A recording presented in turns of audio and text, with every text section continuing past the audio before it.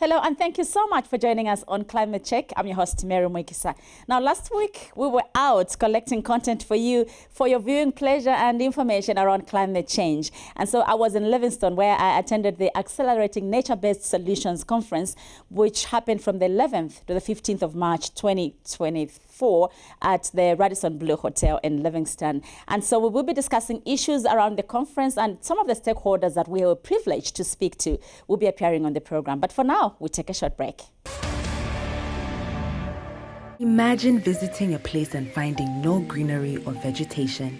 And because of this, these places remain inhabitable because the land holds no water to run through and no life as we know it to keep going. Imagine a world where the sun doesn't shine, it burns. It scorches everything it touches. There is no sense of cool at night, the balance of the air is polluted, all because you were unable to plant a tree. Join Zanako as we plant 1 million trees to build the future we want to see. A sustainable and green-filled tomorrow. Plant a tree, save our future. Welcome back to Climate Check. And from the conference, which was focusing on accelerating nature-based solutions, I spoke to World Vision Zambia, and he gives us more context around how the organization is contributing to tree planting activities and land restoration activities in Zambia. Remember, as a country, we are expected to plant the hectareage of 2 million by the year 2030. And we want to find out how we're faring as a country. And so stakeholders like World Vision Zambia, WWF Zambia, and many other institutions are inputting into the national forest cover.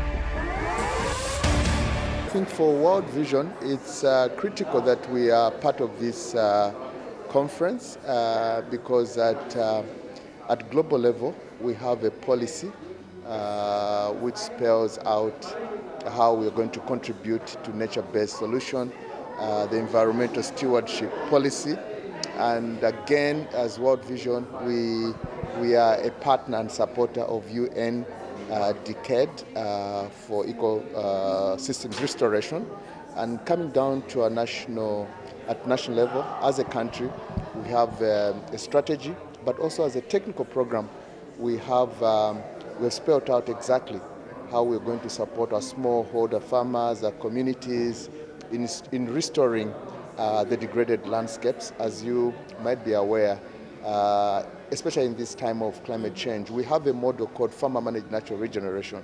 And so our presence here is to share with the wider community how effective, how low cost this model is, but also for learning, it is a platform that helps us to learn from what other partners are doing. Okay. Take us through some of the projects that you are running, which are contributing to nature-based solutions. Thank you. Currently, we have 2 major projects. The first one is called the Sustainable Land Restoration Project. This project was commissioned in Eastern Province. It is covering 2 provinces, Eastern and Central. In Eastern, to be particular, it's in Katete and Sinda, and in Central Province, it's in Kembe and Chiwombo. The project mainly aims at restoring 150,000 hectares of land, of which 50%, which is 75,000 hectares, will be directly restored by World Vision, where our cells will go in with our structures to restore 75,000, while the other 75,000 is aimed at working with like-minded partners that will bring on board to do the restoration of the other part. So that's the first project. The second project is what we call the Thrive Project, transforming household resilience for vulnerable households. This project is covering about 17 of our area programs, and in there we have components of livelihoods and value chain, and some of the value chains will be within the restored and degraded lands. Because for us, really, to encourage communities to restore degraded lands, there ought to be an incentive. And what we're saying is that one of the incentives, for instance, is honey production. How do they restore land? They must be able to see an immediate benefit. And we're saying, why don't you go into honey production? So we'll be looking at some of these value chains, mushroom production, and so forth. So those are the 2 major projects that will drive our land restoration program in Zambia. Now, we continue with some conversations we had at the Accelerating Nature-Based Solutions Conference. And in the next interview, I've had an opportunity of talking to Chieftainess Mwiikisa, the first of Itezitezi district. Now, remember, it is one of the districts that has been affected by the current drought that we're experiencing. And so agricultural activities in the district and the chiefdom in particular have been affected by the drought. And so she talks to us about the picture on the ground and some of the proposed solutions to the situation. And also, in the same vein, I spoke to Nsama Kens, who is the Executive Director for Care for Nature Zambia based in Luapula Province. And she also talks to the agriculture sector because the province is endowed with natural resources and is lucky to have rainfall, at least it has rainfall. And so she will be speaking to some of the farmers in the province and encouraging them to venture into agriculture because they are privileged of having some rains when the rest of the country has nothing. Let's hear from them. It's very much affected because during the normal seasons you cannot drive up to the palace because the plains will be full of water. As at now, you can go to the chiefdom, you can go to any other part of Mwiikisa chiefdom, and all the other parts of Itezitezi, which are usually waterlogged because there's no water. So even the animals are affected. Usually during the rain season, the cattle farmers will take their animals to the upper land, but this time they are already asking if they can go back to the riverside because there's no water. So as a result of that, we are planning for a meeting on the 30th of March for all the head persons and all the cattle farmers so that we'll see how you are going to work during this dry spell. And we'll also ask the government and some stakeholders like WWF and other stakeholders we are working with in the chiefdom to come and give us their technical know-how. Let's talk about the agriculture sector, the crop production. How has it been affected? Some of them have not even tested the green maize. There's nothing, all the crops have gone to waste. There are only a few, those by the riverside, who have just a few patches of fields, but it won't even take them very far. There's hunger is already in the chiefdom and the other parts of Itezitezi. What lessons can we draw from this dry spell, especially when it comes to crop diversification? I think it's time for people to learn to grow other types of food and also maybe to try irrigation. But that also needs expertise. They can't just start. And the other thing, as a believer, I think also God has a lesson for us. Maybe this has happened so that we learn a lesson how to do things differently. What is it that you think can be a solution to all this when we are talking about climate change? How can we address climate change? Because most of these effects are as a result of our own doing. We have already started on climate change because at the House of Chiefs we set gender guidelines which have 10 thematic areas. Climate change is one of them, early and child marriages, and then we even developed action plans for the chiefdom. We are working on those, but I think this it has never happened. Even I've never seen it since I was born. Do the local people understand climate change? If so, what are they doing about it? They understand climate change because, as I said, when we developed those gender guidelines, the partners we are working with, WWF, and we have International Crime Foundation who are doing the restoration of the Kafue floods. So they came around and explained to the people, and they understand. And we are also working with the Komako, who has even formed the forest groups. So those forest groups will be working with the community to make sure that they do not cut trees indiscriminately. I'm interested when you talk about Komako. How will Komako working with your community benefit the community? They usually provide them with the seed, and then when they plant, either the maize, the groundnuts, or the soya is ready, then Komako buys from them. And they are the ones who are even doing, they are empowering the women and the other members of the chiefdom so that they are empowered because of this climate change, so that they do not depend on one crop, because in the chiefdom it was only growing maize and nothing else. How is this conference important for an organization like yours? It's very important because, as you may see, this is an international conference. It is a global conference which has brought about stakeholders from various countries around the world. And we are talking about nature-based solutions. But these solutions are also affecting communities. And as an organization that is working directly with communities, we are looking at summarizing all the solutions that are being proposed here, summarizing the information to take it down to the grassroots so that the people who are in these communities that we are referring to can also be part and parcel of what is being discussed here. As a province, we know that you are not experiencing the dry spells that the whole country is experiencing. How are you taking advantage of that and leverage and grow enough crop? Actually, we are blessed because Luapula province has received favorable rainfall, but you may also be aware that it's in the ecological region 3 where we receive a lot of rainfall.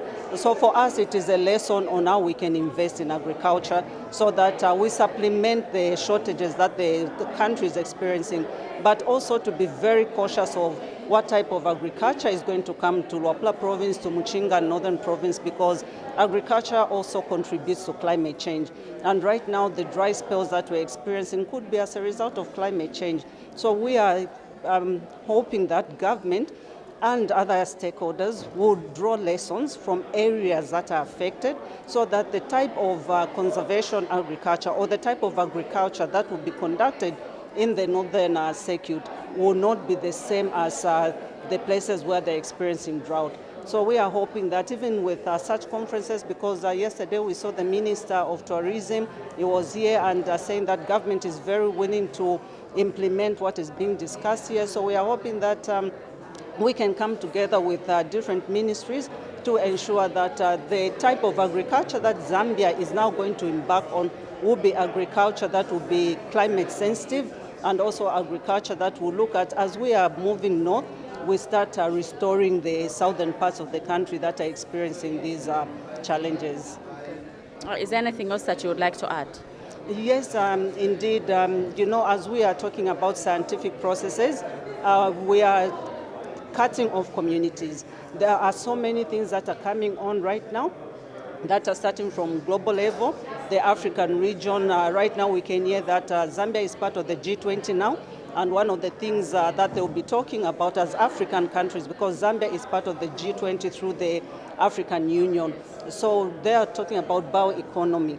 But as we are talking about this bioeconomy, we cannot run away from the fact that it is the community that is providing the labor force. It is the communities that are providing these resources because the resources are right there with them. So we are hoping that we are going to see a shift according to even our national development plan of the bottom-up approach, where communities feel part and parcel of whatever is being discussed and whatever is happening in the country, including the debt restructuring, because they are also contributing resources that we feel can be part of the financing and also even paying off our debt. Imagine visiting a place and finding no greenery or vegetation. And because of this, these places remain inhabitable because the land holds no water to run through and no life as we know it to keep going. Imagine a world where the sun doesn't shine, it burns. It scorches everything it touches. There is no sense of cool at night, the balance of the air is polluted, all because you were unable to plant a tree. Join Zanako as we plant 1 million trees to build the future we want to see. A sustainable and green-filled tomorrow. Plant a tree. Save our future.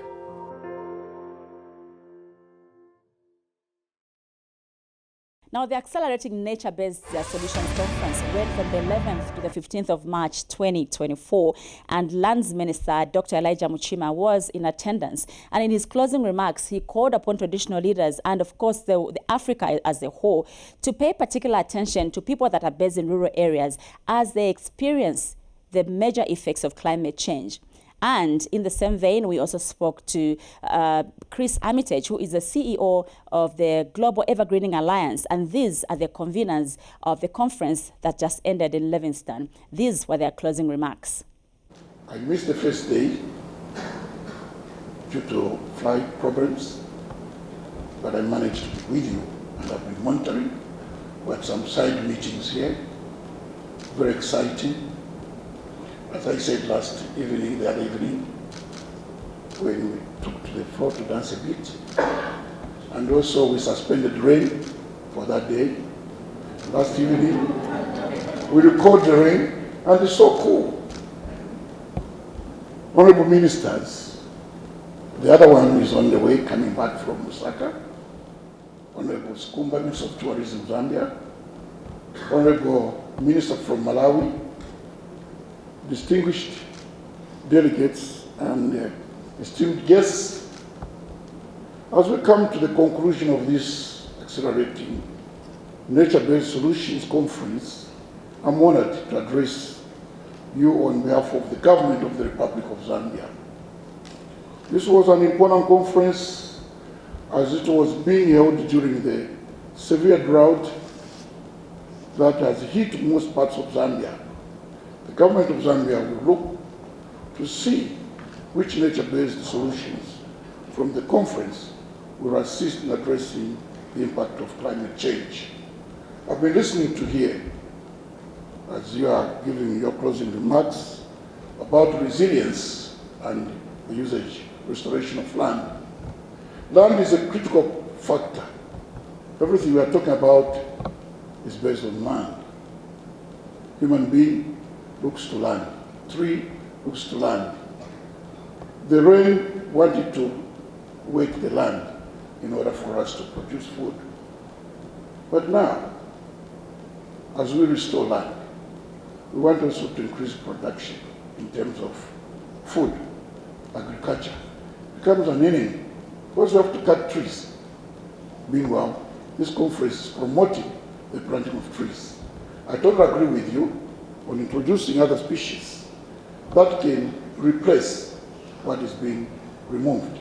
Mind you, population is always increasing for human being, and we are here, first and foremost, to recognize the dignity of a human being, to cure hunger, to ensure that human being has got proper space.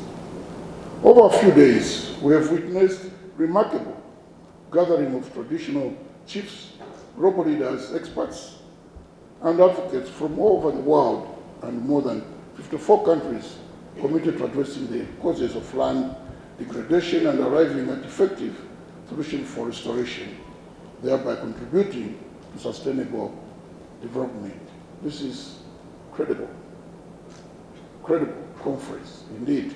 And for you choosing Zambia, we thank you sincerely. Over the past few days, we have embarked on a journey of collaboration, innovation, and commitment towards restoring our precious landscape and safeguarding our planet for future generations. In the conference, we have witnessed the power of collective actions and the potential of nature-based solutions, showcasing the real impact of restoration programs to insightful discussions on policy framework and financing mechanisms. I'm positive that we have gained invaluable insights into complexities of land restoration and urgent need for action. Our president this morning has emphasized on this point and is with us here.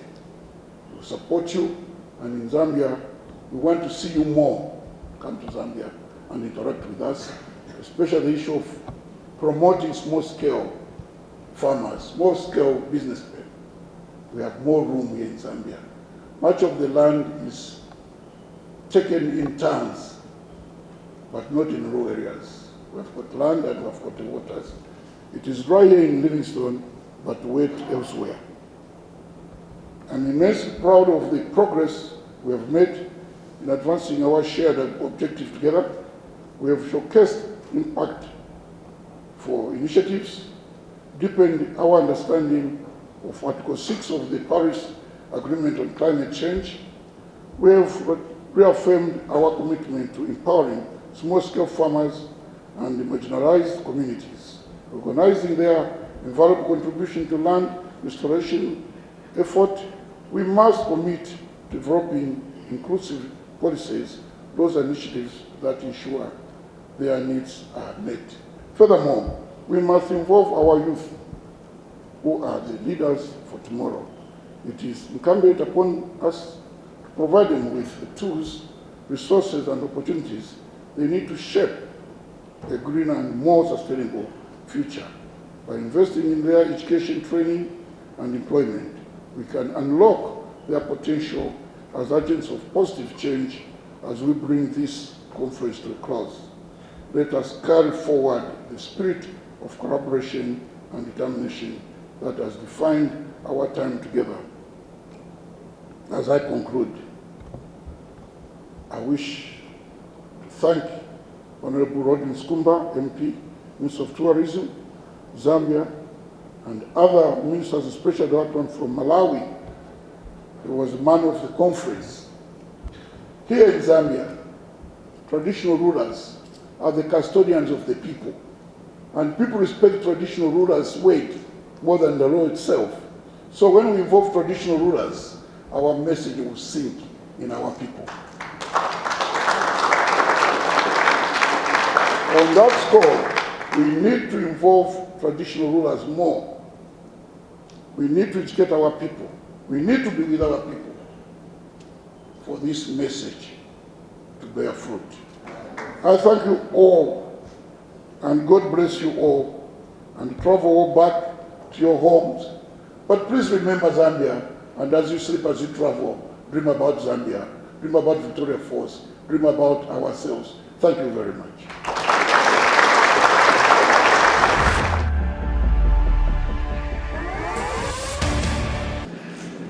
We originally conceived this conference as a way of bringing our stakeholders together, but also to progress a lot of meaningful work. There's an incredible amount of effort going into various initiatives around the world, supporting small-scale farmers and pastoralists and forest-dependent communities with livelihoods activities that restore the landscape, that transform the way those communities work. We're trying to work at larger scales, we're trying to work more collaboratively, we're trying to work in a way that delivers more transformative impact and that maximizes the direct benefits, both to the communities and to the environment, and of course to the planet, for climate change. I think this conference was a fantastic opportunity to meaningfully progress some of that work. I've heard feedback from quite a number of people, some of which have unfortunately already left, but some are still in the room. Generally pretty positive. But some of the most powerful feedback that I've heard, some of the most inspiring comments, were about the nature of this event. The fact that it's so focused on what so many of us are so passionate about. It's very, very targeted. It brings all of the practitioners working on nature-based solutions together in a forum focused on action, focused on improving the way we work in a really tangible way. We're not here to just listen to what others are working on. We're here to network and build opportunities to expose new ways of working. And so many of you have told me that in the sidelines of the conference, you have not just made meaningful connections, but actually progressed meaningful opportunities. That there are new partnerships that have been developed during the last few days.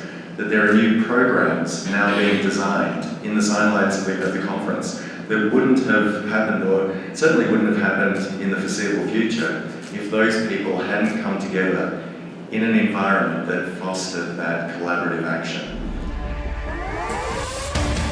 Now, that's the end of the program for the week. Thank you so much for your time.